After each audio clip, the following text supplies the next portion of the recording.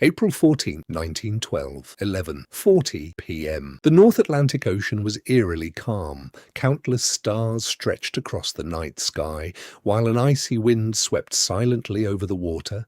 The sea itself was unusually still, almost like a giant sheet of black glass. Beyond the horizon there was nothing but darkness. Cutting through that darkness at full speed was the largest and most luxurious passenger ship ever built. Most of the people on board had already gone to sleep. Some were still enjoying late-night conversations inside the elegant dining rooms, while others stood out on the open decks, admiring the breathtaking sky above them. No one, not a single soul, could have imagined that within the next few minutes, history was about to change forever. Then, without warning, two lookouts stationed high above the deck noticed something emerging from the darkness. At first, it appeared to be nothing more than a faint shadow, but with every passing second it grew larger. Suddenly, they realized the horrifying truth. A massive iceberg was directly ahead. They immediately rang the warning bell 3 times and contacted the bridge. The message was terrifyingly simple. Iceberg, right ahead. By then, it was already too late. The officers on the bridge reacted instantly. Orders were given to turn the ship and reduce speed, but a vessel weighing nearly 46,000 tons could not change direction in a matter of seconds. Moments later, Titanic's starboard side scraped against the enormous wall of ice. The impact felt surprisingly gentle. Many passengers barely noticed it. Some assumed the engines had simply slowed down. A few didn't even realize anything had happened at all. But beneath the surface, where no one could see, the collision had torn open several sections of the ship's steel hull. Freezing Atlantic water immediately began flooding inside. And that is where the real story begins. Because Titanic didn't sink simply because it struck an iceberg. It sank because of the decisions that followed the collision. Decisions made under pressure, decisions influenced by overconfidence, and decisions that would ultimately determine the fate of more than 2,200 people. To understand how one of history's greatest maritime disasters unfolded, we need to go back a few days to the moment when the entire world was watching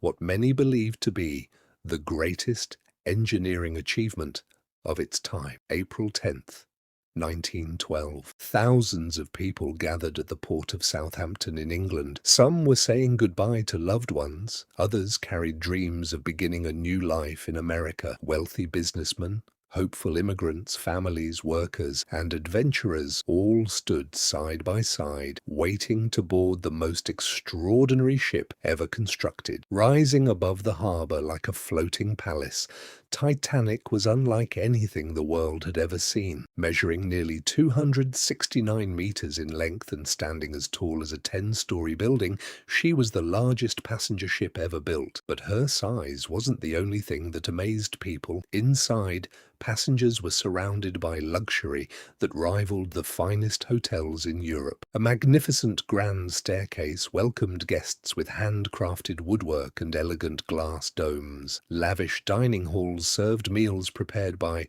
world-class chefs. There was a swimming pool, a gymnasium, a library, luxurious lounges, Turkish baths, and beautifully decorated cabins. Every detail had been designed to represent the very best of modern civilization. Newspapers around the world celebrated Titanic as a masterpiece of engineering. Public confidence in the ship grew so strong that many people began describing her as practically unsinkable. Although the White Star Line never officially claimed that Titanic could never sink, the public imagination transformed her into a symbol of absolute safety. People genuinely believed they were sailing aboard the most advanced ship humanity had ever created. As the voyage began, Titanic departed Southampton before making scheduled stops in Cherbourg, France, and Queenstown, Ireland, where more passengers came aboard. Soon afterward, she turned westward and entered the vast Atlantic Ocean. On board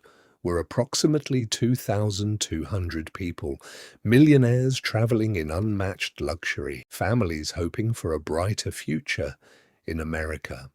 skilled workers searching for opportunity, children excited about an adventure they would remember forever, different lives, different dreams, but all sharing the same destination. The first few days of the journey passed peacefully. The weather remained clear. The ocean appeared calm. Titanic maintained an impressive speed as she crossed the Atlantic, and everything seemed to confirm what people already believed, that this would become one of the greatest voyages in history. But while music echoed through elegant dining rooms and passengers enjoyed life on deck, other ships sailing farther north had already begun sending urgent wireless warnings. Large fields of drifting ice had been reported throughout the North Atlantic. Several nearby vessels transmitted messages warning that dangerous icebergs lay directly ahead. Some reports specifically advised ships in the area to reduce speed and proceed with extreme caution. A number of those warnings reached Titanic's bridge. Others became delayed as wireless operators remained busy transmitting passengers' personal telegrams. At the time, wireless communication was still a relatively new technology, and few people fully understood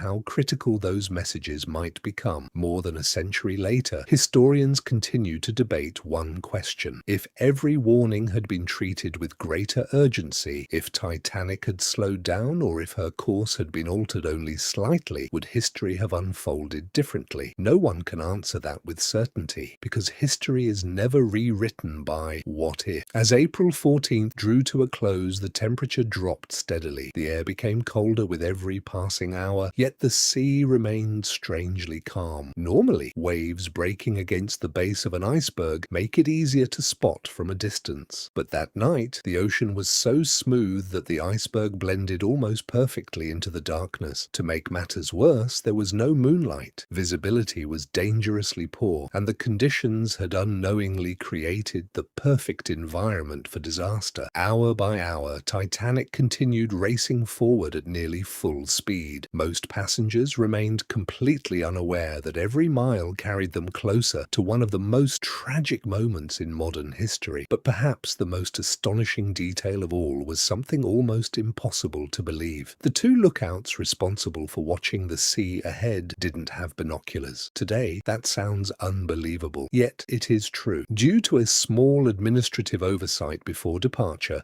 the key to the locker containing the binoculars had been left behind by an officer who was reassigned before the voyage. As a result, the lookouts were forced to rely entirely on their own eyesight throughout the journey. Historians still debate whether binoculars would have saved Titanic that night. No one knows for certain, but many agree that even a few extra seconds of warning might have changed everything. And on the night of April 14th, 1912, a few seconds were about to separate confidence from catastrophe. Once the iceberg disappeared into the darkness behind the ship, very few people realized what had actually happened. On the upper decks, conversations continued as if nothing unusual had occurred. A handful of passengers had felt a slight vibration beneath their feet. Some joked that the ship had simply brushed against floating ice. Others walked outside to see chunks of ice scattered across the deck and laughed as they kicked them around like snowballs. No panic, no screaming, no sense of danger. But deep below the waterline, where passengers could not see, the situation was already becoming irreversible. Within minutes of the collision, engineers rushed into the lower compartments to assess the damage. As they moved from one section to another, the reality became impossible to ignore. Seawater was pouring into multiple watertight compartments faster than the pumps could remove it. Titanic had been designed with 16 watertight compartments, and her engineers believed she could remain afloat even if 4 of them flooded. That design had become one of the ship's greatest selling points. But that night, the iceberg had opened the hull across more than 5 compartments. The water continued rising from one section into the next like a chain reaction. There was no way to stop it. Thomas Andrews, the brilliant naval architect who had designed Titanic herself, carefully examined the damage before making his way to Captain Edward Smith. Andrews was known for his calm personality and remarkable attention to detail. Yet, as he approached the bridge, there was no optimism left in his face. Quietly, he delivered the words no captain ever wants to hear. "We don't have much time. The ship is going to sink." For a brief moment, silence filled the bridge. Captain Smith understood immediately what those words meant. The world's greatest passenger ship. The ship people believed was practically unsinkable had already been lost. The only question now was how many lives could still be saved. There was one problem that made the situation even more terrifying. Titanic carried more than 2,200 passengers and crew, but her lifeboats had room for only about 1,178 people. Today, that decision seems impossible to understand. How could the largest passenger ship ever built leave port without enough lifeboats for everyone on board? The answer lies in the maritime regulations of the early 20th century. At the time, lifeboat requirements were based primarily on a ship's gross tonnage rather than the number of passengers it carried. Legally, Titanic met every safety regulation of her era. In reality, those regulations were already outdated. If disaster struck, more than half the people on board would have nowhere to go. Shortly after midnight, crew members began instructing passengers to put on life jackets and make their way to the boat deck. Most people didn't believe the situation was serious. After all, this was Titanic. Many passengers assumed the order was nothing more than a precaution. Some returned to their cabins to gather personal belongings.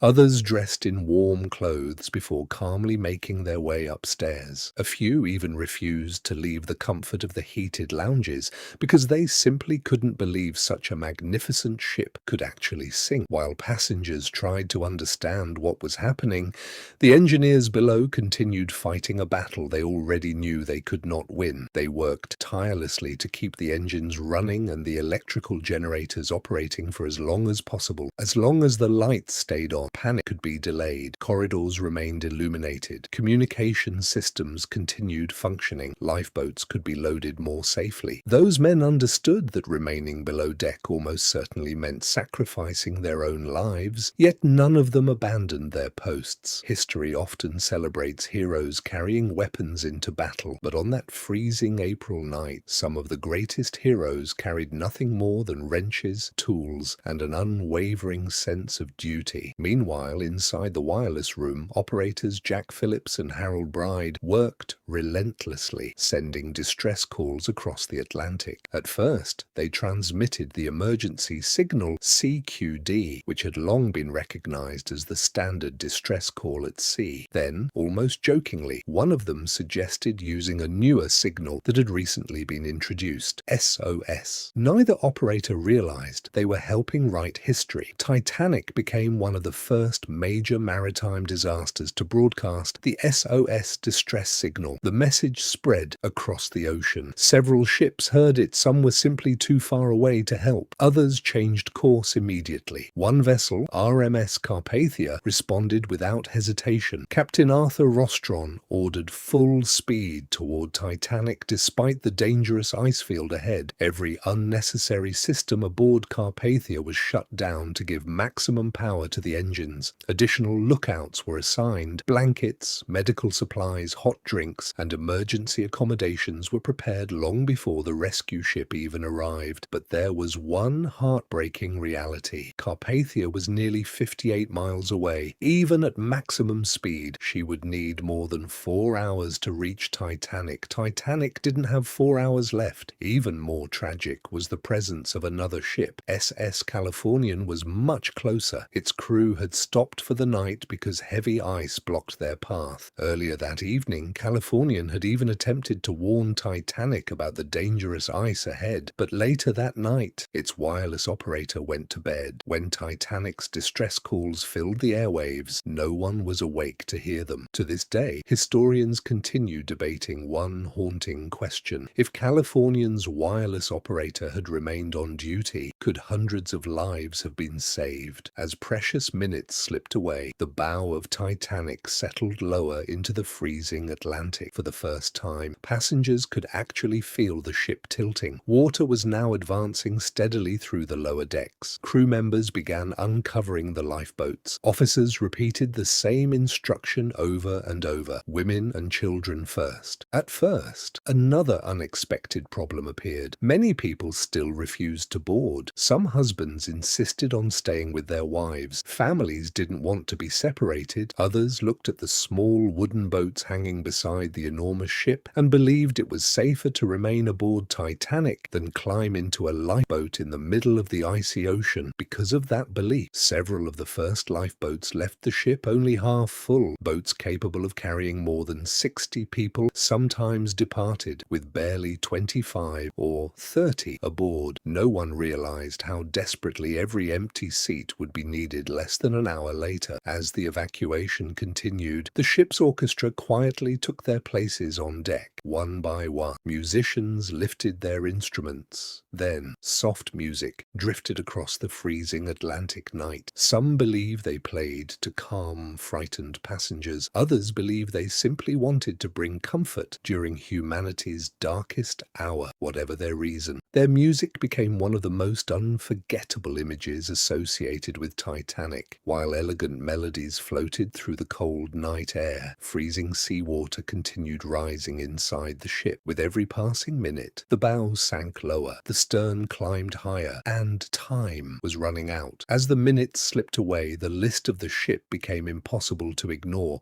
What had once felt like a slight tilt was now unmistakable. Walking across the deck required effort. People began losing their balance as the angle grew steeper with every passing minute. The realization finally spread through the passengers. Titanic was really sinking. Panic replaced disbelief. Crew members continued shouting the same command, women and children first, but carrying out that order proved far more difficult than anyone had imagined. Families refused to separate. Husbands helped their wives and children into lifeboats, believing another boat would soon return for them. Fathers smiled through tears, promising they would see their families again in New York. Many of those promises would never be fulfilled. For third-class passengers, the situation was even more heartbreaking. The ship's layout was confusing, with separate passageways leading to different sections. In the growing chaos, many families struggled to find the correct route to the boat deck. Valuable minutes were lost as frightened passengers searched unfamiliar corridors while icy water continued rising beneath them. Historians still debate whether certain gates remained locked or whether confusion alone caused the delays, but one fact remains undeniable. Many third-class passengers reached the lifeboats far too late. Down below, the engineering crew continued their desperate fight. Water was flooding through the boiler rooms, yet the engineers refused to abandon their stations. They knew that keeping electricity flowing meant keeping the lights on throughout the ship. Bright corridors helped passengers reach the lifeboats. Working radios continued broadcasting distress calls. Electric winches allowed the lifeboats to be lowered safely. Every extra minute they bought meant another chance for someone else to survive. Almost none of them would make it out alive. Above them, the freezing Atlantic air grew even colder. The water surrounding Titanic was approximately 28 degrees Fahrenheit, minus 2 degrees Celsius. At that temperature, the human body loses heat at an astonishing rate. Anyone entering the ocean would have only minutes before hypothermia overwhelmed them. Ironically, the greatest danger wasn't drowning, it was the cold. By around 1 o'clock in the morning, Titanic's bow had sunk noticeably lower into the sea. Lifeboats continued leaving the ship one after another, but another tragic mistake had already sealed the fate of hundreds. Many boats still departed only partially filled. Some officers feared that fully loaded lifeboats might collapse while being lowered hundreds of feet to the water below. Others simply believed there would be enough time to launch every boat before the ship disappeared. They were wrong. As the final lifeboats prepared to leave, desperate crowds surged toward the remaining spaces. The empty seats that had seemed unimportant earlier suddenly became priceless. Inside the ship, freezing seawater swept through hallways that had been filled with laughter only hours before. The magnificent grand staircase, once considered one of the greatest architectural achievements ever placed aboard a ship, slowly disappeared beneath the rising water. Luxurious furniture, crystal chandeliers, hand-carved woodwork, expensive carpets, everything that had symbolized wealth and human achievement, was now being reclaimed by the Atlantic Ocean. Nature wasn't impressed by luxury. Captain Edward Smith moved calmly across the ship, checking on passengers and giving his officers their final instructions. What happened during his final moments remains one of Titanic's greatest mysteries. Some survivors believed he stayed on the bridge until the very end. Others claimed they saw him diving into the freezing water, attempting to help those around him. No one knows for certain, but everyone agrees on one thing: he never left his ship. Meanwhile, inside the wireless room, Jack Phillips and Harold Bride continued transmitting SOS messages almost without pause. Their fingers were exhausted. Their equipment was beginning to fail. Water crept closer with every passing minute. Still, they kept sending one message, again and again and again. Somewhere beyond the darkness, RMS Carpathia raced across the Atlantic at full speed. Captain Arthur Rostron pushed his ship as hard as he dared through dangerous ice fields, but distance could not be defeated. Time was running out.